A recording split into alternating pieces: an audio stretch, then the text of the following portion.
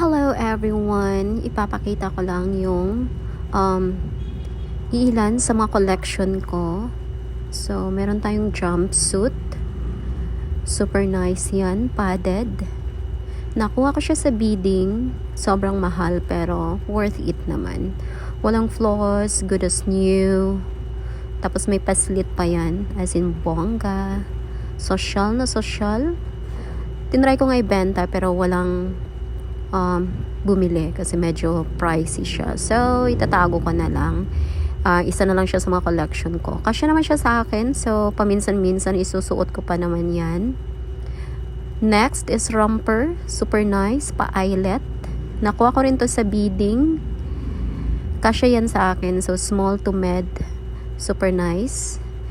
Eto, romper din. Padded. Hindi siya kasya sa akin. Nasuot ko siya nung nakaraan. Pero ngayon hindi na talaga siya carry. Ito the next one, romper, may pa-belt.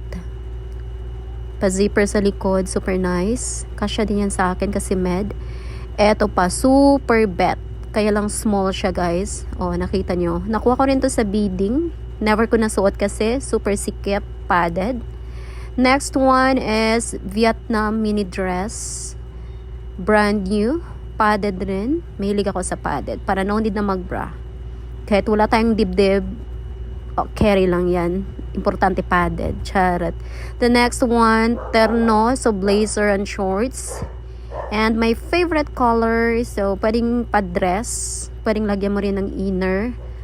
Ayan sa likod. So, carry yan small to med or large carry. Next one, Vietnam dress. Never ko pa nasuot. Kasi working at home naman ako. So, hindi kailangang magbihis araw-araw. Padded din yan. Next one, Vietnam dress. Padded rin. Super nice. Pa-zipper sa likod. Nakailang suot lang yan. Naka once, thrice.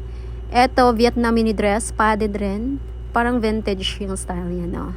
Super nice. The next one, still Vietnam mini dress.